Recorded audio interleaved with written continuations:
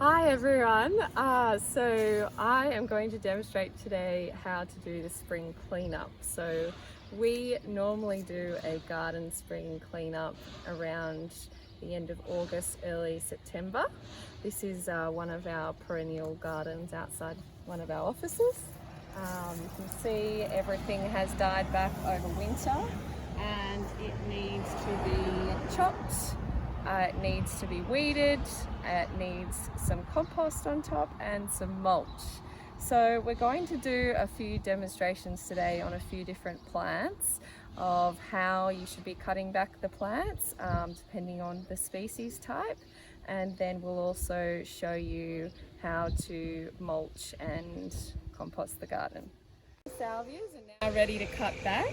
This is our Salvia amistad. So what we do is we cut back the salvia down to where the new growth is shooting from the ground up. So you'll just see Lynn here cutting back those larger dead looking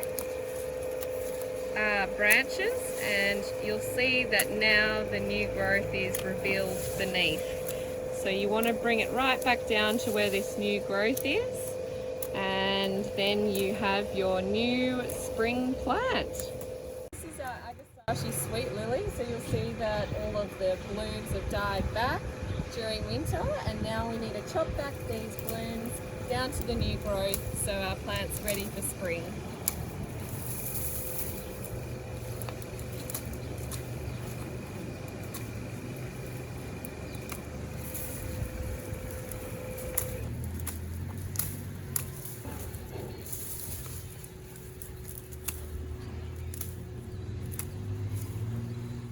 This is our Nepeta Phocaenii. So during winter you'll see here that the leaves have died back from the cold weather.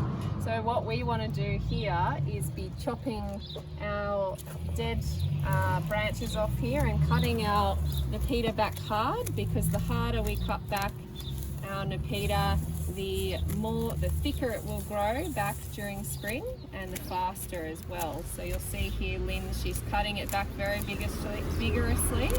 It looks harsh, but it actually thickens up the plant, and it actually makes the plant a lot healthier come spring. So here we have yarrow. So our yarrow will need cutting back as well during our spring cleanup. So what we want to do is take off all of this dead matter with our secateurs. So you'll see Lynn here, she's cutting it back very low. You can cut these back hard, they're very vigorous plants, so don't be shy.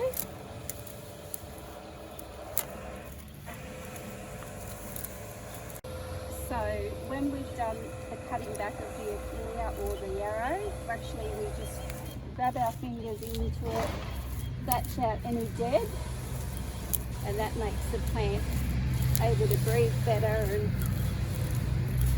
there we go. All done. So this is our Miscanthus adiego. So you'll see here again, this plant has died back over winter and it needs its spring cutback. So if you come over here, you'll see Lynn here is cutting back the Miscanthus adiego right back down, probably about 15 to 20 centimeters from the ground, and this helps the regeneration of the grass during spring. This is our Panicum vegetum heavy metal. So you'll see here these all require a cutback during spring, right back down to the roots. They look like they're dead, but they're actually just dormant. They will be coming back in a couple of weeks, and you'll see their new light blue foliage. So once you cut them back, they will then regrow again to their height of about 1.2 meters. So here we have our Echinacea purpurea. So you'll see during winter this plant dies back. Its seed heads also die back, and you'll see that the plant actually goes fully dormant during winter. Now, a lot of people can mistake this plant for being completely dead, but it actually is just simply dormant. So what we do during spring is we cut it back as well. And we remove the spent flower heads and foliage. And you'll see even there is some new growth coming up from the bottom of the plant. This is our Verbena bonariensis. So the Verbena bonariensis has very interesting seed heads during winter, so we leave it for a fairly long period of time, but during our spring cutback, like most other varieties, we need to cut it back right down to the bottom of the plant. And again, you'll notice down the bottom of the plant that it is reshooting again.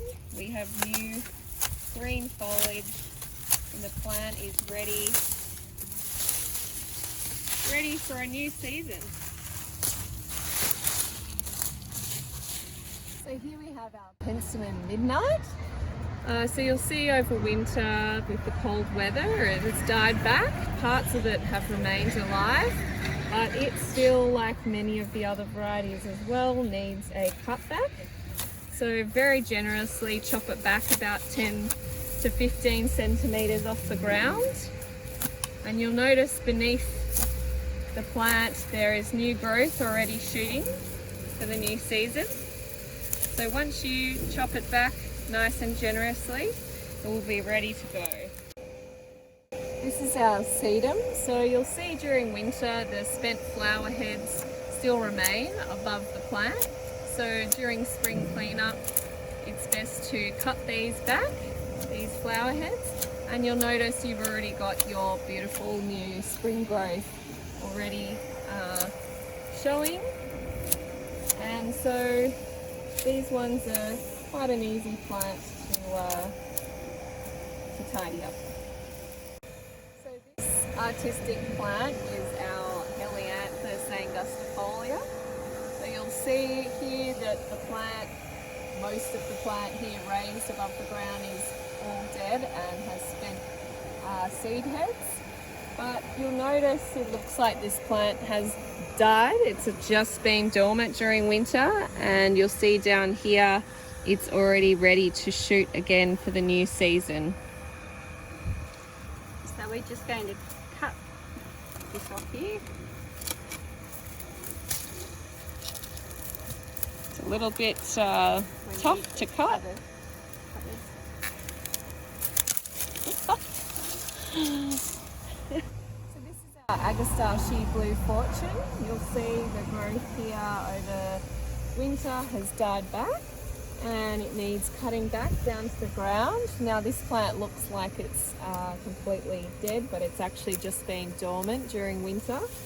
And so Lynn here is just chopping them right back, and you'll notice beneath here you've already got some new growth coming back again for the new season. So make sure you don't go pulling out these. Hi, so this is our Rebecca herbstone. So you'll notice here that the plant has shooted up very high during summer, but over winter has died back. And it's actually provided a lot of artistic interest in the garden during winter.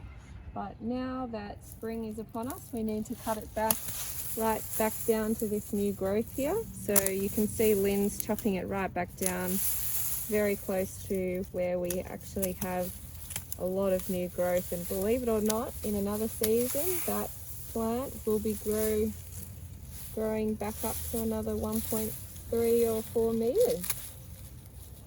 So this is our valerian here, and you'll notice it is flowering, but during spring we do recommend that you cut this plant back during the cleanup, because it will just promote a thicker, healthier plant, and it will also promote more flowering.